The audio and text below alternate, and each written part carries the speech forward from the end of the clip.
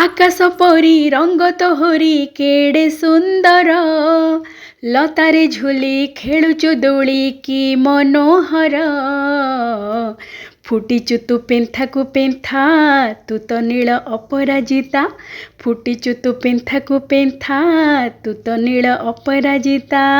दर्शक बंधु समस्त को करुच्ची मो प्रणिपात माँ गेलु हांडीशाला को आपण मानकु बहुत बहुत स्वागत। बिना गैस जले कि अति कम समय भितरे अति सहजरे बिना रंगरे बहुत स्वादिष्ट मिठाटीए आसंतु करबा प्रस्तुत।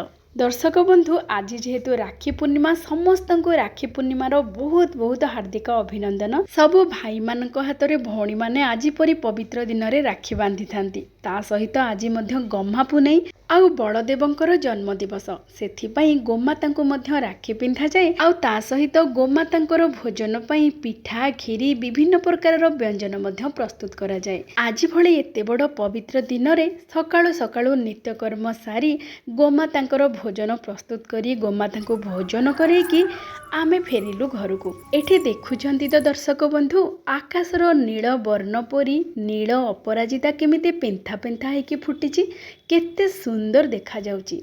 आउ देखंतु जेते बेले पवन होची सेते बेले ए फूल गुड़िक धीरे धीरे झुलुची जेमिति लागुची सते कि लता भितरे दोली खेलुची केते सुंदर देखा जाउची। देखंतु केवल ए अपराजिता फूल सुंदर देखिबाकू नुहे ता सहित औषधीय गुण मध्य भरी हेकी रहिची। अधिकांश लोक ए अपराजितार फूल को फुटेकी पानी रे चा करिकी मध्य पीथांती, किंतु आज आमे प्रस्तुत करिबा ए नील अपराजितारे अति सुंदर व्यंजनटीए जेहेतु राखी पूर्णिमा गोटे बहुत बढ़िया मीठा व्यंजनटीए प्रस्तुत करिबा बा मीठा प्रस्तुत करिबा जहाँकि बहुत सहज प्रस्तुति प्रणाली। घरे थिबा सामग्री रे आमे आज प्रस्तुत करिबा मीठा आउ सबुठो बड़ कथा है आमे बिना गैस जलैकी प्रस्तुत करिबा। देखंतु केमिति प्रथमे आमे अपराजिता फूलर जो अच्छे सबुज रंगर अंशटा सेटा को काढ़ी देबा।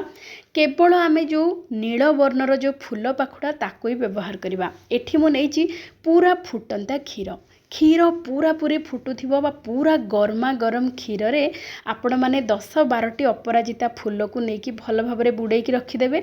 किछि समय माने 15-20 मिनिट एमिति छाड़ी देबे। देखिबे बढ़ा भाबरे अपराजिता फूलर सबु रंग बाहरी आसीबो ई क्षीर को। नचेत आपण माने चाहिले क्षीर सहित अपराजिता फूल को टिके समय 1 मिनिट पई बढ़ा भाबरे फुटै देबे। किंतु जेहेतु आमे बिना गैस रे प्रस्तुत करबा आज सेथि पई मु पूरा गरम गरम क्षीर रे अपराजिता फूल को रखी देइथिली 20 मिनिट पई। एठी देखंतु केते सुंदर रंग आसीची अपराजिता फूलरु। एबे आमे ए नील वर्णर क्षीर को टिके कड़ को रखी दबा। एबे आमे नबा गोटे गिना रे अध गिना चीनी। आपण माने एई मिठा पई पूरा पूरी माप सठिक करिकि नेबे बहुत बढ़ाई की प्रस्तुत हबो। एबे देखंतु जेतिकी नबा चीनी आमे सेतिकी नबा काजू। मु जेहेतु अधा गिना नेइथिली चीनी अधा गिना नेइची काजू। चीनी आउ काजू को भल भावरे गुंड करदेबा। एठी देखंतु केते सुंदर भावरे गुंड हो जाइची। आउ काजू रे जेहेतु टिके तेल अंश अछि ए मिठाटी बहुत बढ़िया लागिबो। बिना रांधिके भी आपण माने बहुत शीघ्र प्रस्तुत करि परिबे। एबे आमे चीनी आउ काजू रो गुंड को गोटे बड़ जगह को दे देबा। तापर एथिरे दबा गोटे गिना डेसिकेटेड कोकोनट बा नडिया गुंड। ए नडिया गुंड को मु घरे तयारी करथिली। नडिया को भांगी सारिबा परे तार चोपा छडेकी ताको छोट छोट खंड करके सुखै देबे। तापर ताको फाइन पाउडर कर देबे। घरे प्रस्तुत हो अति सहजरे नडिया गुंड।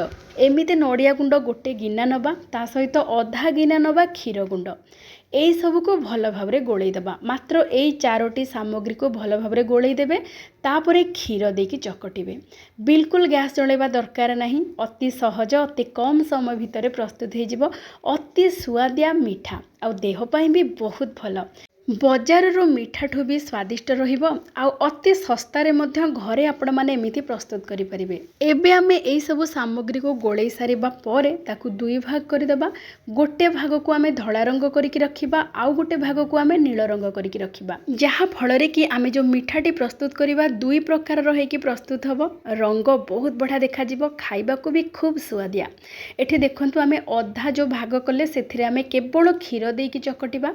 आउ जेते बेले क्षीर देकी चकटिबे एका थरके क्षीर अधिक देदेबेनी नहले पानिया हो चकटिला बेले अल्प टिके टिके क्षीर देबे आ भल भाव चकटिबे। एठी देखंतु अल्प टिके टिके क्षीर देकी चकटिबा फल गोटे बढ़िया डोटे हो पूरा नरम डोटे प्रस्तुत करेंगे।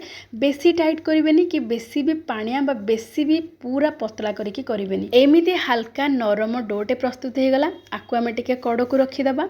एबे जो आउ अधा रखी थिले से अधा गुंड को देदेबा पात्र रे आउ सेथिरे आमे नील वर्णर क्षीर दबा माने अपराजिता फूलर रंग जो क्षीर रे आमे फुटेकी रखी बा गरम क्षीर रे बुड़ेकी रखी अपराजिता फूल को सेई रंगर क्षीरटा एठी दबा। अल्प अल्प देकी चकटिबा। एठी भी देखिबे बेसी एकाथरे के क्षीर देदेबेनी पूरा कम कम क्षीर देकी चकटिबे।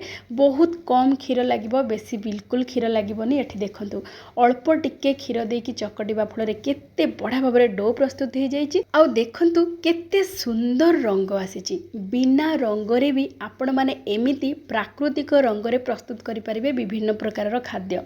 केते बढ़िया देखा जाउछि देखंतु। एथिरे मते अधा क्षीर लागिला बहुत कम क्षीर रे प्रस्तुत हो जाइछि नील वर्णर डोटी। एठी देखंतु हमरो दुई प्रकारर डो बा दुईटी रंगर डो प्रस्तुत हो जाइछि गोटे धळा आउ गोटे नील। एबे आमे केमिति देखंतु रखिबा जहा फल रे कि मिठाटी खूब सुंदर देखा जिवो। एबे सेथि पई गोटे जरी नबा। जरी रे आमे प्रथमे ए जो डोटा को रखिबा जो धळा वर्णर डोटी को ता ऊपर आउ गोटे जरी देकी गोटे थाली सहायरे चापी देबा।